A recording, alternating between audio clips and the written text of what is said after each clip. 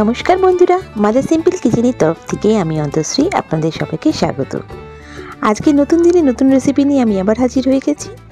আজকে আমাদের রেসিপি লোটে মাছের ঝুড়ো। একদম সহজ পদ্ধতিতে কি করে এই ঝুড়ো করবেন চলুন দেখে নেওয়া যাক। এর জন্য আমাদের দরকার লোটে মাছ। আমি এখানে 1 কেজি লোটে মাছ নিয়েছি, এটাকে বম্বে ডাকও বলে। এখানে আমি 3টি বেগুন কেটে নিয়েছি, আর আমি এখানে নিয়েছি রসুনের কুচি। এখানে বেশ অনেকটা রসুনের কুচি লাগবে। আমি এখানে 20টার মতন রসুনের কোয়া নিয়েছি। আদা নিয়েছি এখানে 2 ইঞ্চি মতন, আর নিয়েছি পেঁয়াজ 4টে মতন কুচিয়ে নিয়েছি। এবার কড়াইতে পরিমাণ মতন সর্ষের তেল দিয়ে প্রথমে আমি বেগুনটা ভেজে নিচ্ছি। বেগুনটা আমি শুধুই ভাজবো, নুন হলুদ কিছু দিচ্ছি না। বেগুনটা ভালো করে ভেজে লাল লাল করে ভেজে আমাকে তুলে রাখতে হবে। দেখুন এখানে সব বেগুনগুলো দেওয়া হয়ে গেছে আমার, আর এখানে দিয়ে আমি এটাকে তুলে রাখবো। বেগুনে নুন হলুদ দিচ্ছি না, দিলে পরে তেলটা কালো হয়ে যাবে, রান্নাটা কিন্তু ভালো হবে না। জাস্ট আমি এটাকে ভালো করে ভেজে তুলে রাখবো। বেশ লাল লাল করেই ভাজতে হবে, হালকা ভাজলে চলবে না। বেশ লাল লাল করে ভেজে আমাকে বেগুনটা তুলে রাখতে হবে।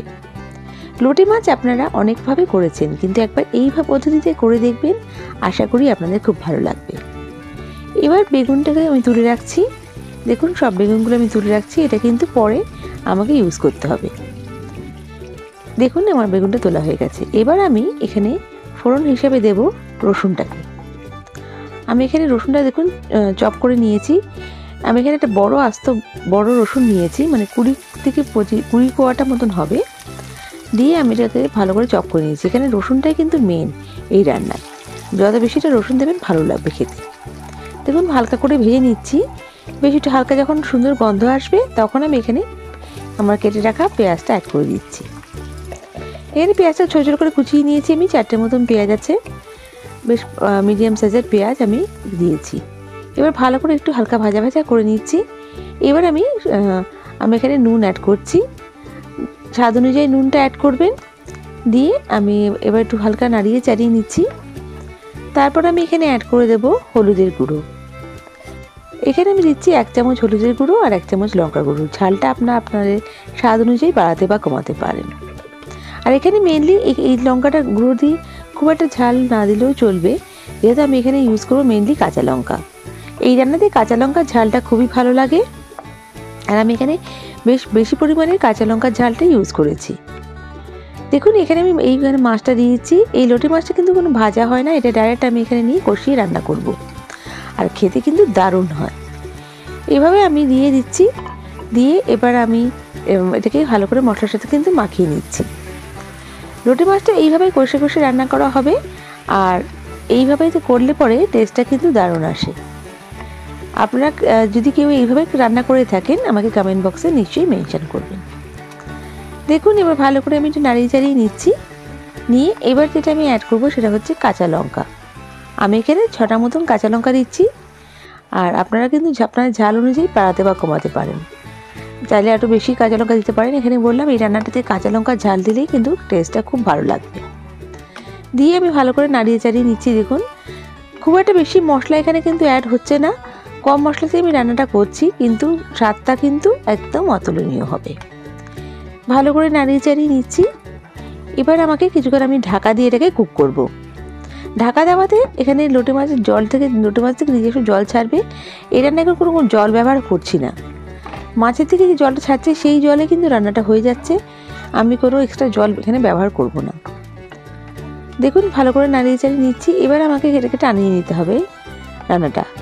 দেখুন এবার আমি ভালো করে একটু কষিয়ে নিলাম।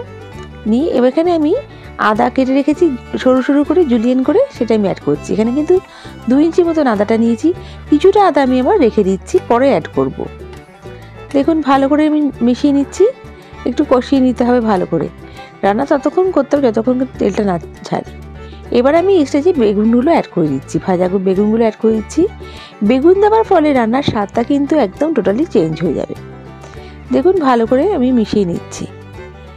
নিয়ে এবার আমাকে কনস্ট্যান্ট এটাকে কষাতে হবে, আর আমি এটাকে কিছুক্ষণের জন্য আবার ঢাকা দিয়েও কুক করব। দেখুন এখানে আমি যে বাদবাকি আদা কুচি ছিল সেটা আমি দিয়ে দিলাম। দিয়ে ভালো করে একটু নাড়িয়ে চাড়িয়ে নিচ্ছি। আবার আমি এখানে জাস্ট ঢাকা দিয়ে কুক করব, আর একদম কিন্তু লো ফ্লেমে এটা কুক করতে হবে। দেখুন তেলটা ছেড়ে গেছে, আমার রান্নাটা কিন্তু একদম কমপ্লিট। বন্ধুরা, আমার রেসিপিটা যদি ভালো লেগে থাকে প্লিজ লাইক করবেন, আর নতুন বন্ধুরা আমাকে সাবস্ক্রাইব করে আমার পাশে থেকে যাবেন প্লিজ। বেল বাটনটা প্রেস করবেন যাতে আমার রান্নার নোটিফিকেশনগুলো সব থেকে প্রথমে আপনারা পেয়ে যান। আপনাদের এক একটা লাইক কমেন্ট আমাকে মোটিভেট করে নতুন নতুন রেসিপি নিয়ে আসার জন্য। দেখুন এই স্টেজে আমি কিন্তু আবার চেরা কাঁচা লঙ্কা দিয়ে দিচ্ছি, এতে সুন্দর হবে রান্নাটা, আর ফ্লেভারটাও কিন্তু ভালো আসবে। আর আমার এই রেসিপিটা কেমন লাগলো আমায় কমেন্ট করে নিশ্চয়ই জানাবেন। আর আপনারা যদি চান কোনো নতুন নতুন রেসিপি আপনাদের জন্য ট্রাই করি, অবশ্যই আমার কমেন্ট বক্সে মেনশন করবেন। আমি চেষ্টা করব আপনাদের অনুরোধ রাখার। দেখুন এখানে আমি সবগুলো সার্ভ করে দিচ্ছি, গরম ভাতের সঙ্গে তো জাস্ট জমে যাবে।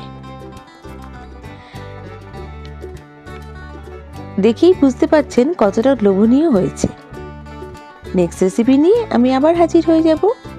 সবাই ভালো থাকবেন, সুস্থ থাকবেন, বাই।